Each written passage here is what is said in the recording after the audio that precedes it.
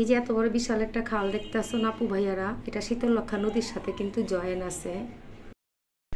এই যে এত বড় একটা খালের পাশে আমরা থাকি, কিন্তু আমরা একবারও ভয় পাই না যে এই খালটার ভিতরে রাসেল ভাইপার সাপ আসবে। কিন্তু আমরা আসলে কখনো ভয় পাই না, এই কারণে আমরা আল্লাহকে ভয় পাই, এর জন্য আল্লাহ আমাদের সহায় আছে। দ্বিতীয় ধাপ আরেকটা রাসেল ভাইপার। 1 নম্বরে গেল করোনা, মানুষ গর্তে বের হয় নাই। আমরা ইনশাল্লাহ সব জায়গায় ঘুরছি, করোনারে ভয় পাই নাই, ভয়কে জয় করে নিছি। আসসালামু আলাইকুম আপু ভাইয়ার, আশা করি ভালো আছো। তোমরা ভালো থাকো, দোয়া করি।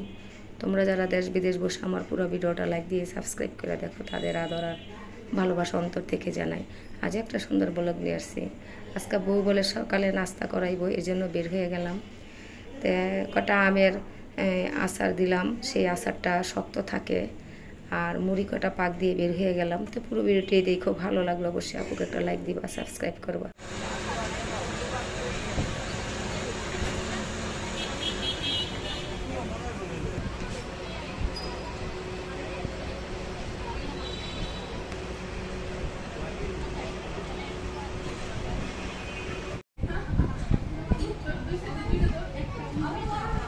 সবাইটা লয়ে এলো।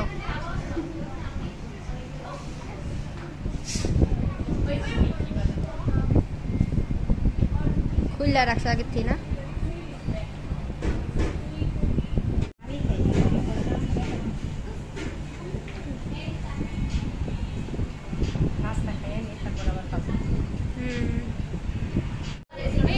খাবার সবচেয়ে বড় কাপ, বিশাল বড় সাইজ। কত বড় সাইজ।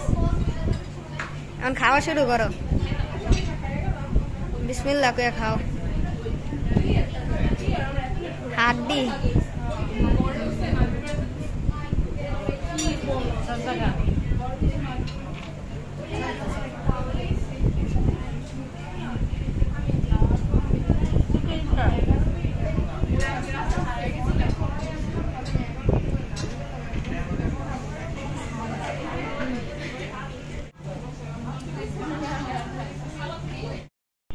কাঁচা মানাইছিলাম, এক রাত্রে আম সব পাইকে গেছে। তো এই ফাঁকাতে পিয়াল বলতেছে কথাটি আচার বানায় দাও আমাকে। তো আমি এখানে আধা কেজি আম 250 গ্রাম চিনির ভিতরে 4 ঘন্টা লেগে ডুবাই রাখলাম। তো এটার পানি উঠবে, এই পানি দিয়েই আমি আঁচ দিব। তো আর কিচ্ছু লাগবে না, শুধু লবণ আর চিনি দিয়া এটা জাল দিলে। 4 ঘন্টা পরে আসছি, দেখো কত পানি উঠছে। এই পানিটা দিয়ে আমি, এটা চিনির পানি, আমি আঁচ দিব। এই যে শুকাইয়া এটুক হয়েছে, এখন কিন্তু পানিটা আর নাই, এটা শুধু চিনির শিরাটা। তো এই শিরার ভিতরে ঠান্ডা হইলে ডুবাইয়া আমি থুয়া দিব। তুমি এই আচারটা 3-4 বছর খাইলেও কিচ্ছু হবে না। মুড়ি গিলে চিনি দিয়া পাক দিছি, বিকাল হইলে আবার আমি একটু চা খাই আর কটা মুড়ি মুহে দিই। পাক দিয়ে লইলে কি ভালো হয় আর কি। চিনি দিয়া পাক দিলাম, ছেলেরা নাস্তা খাইলো।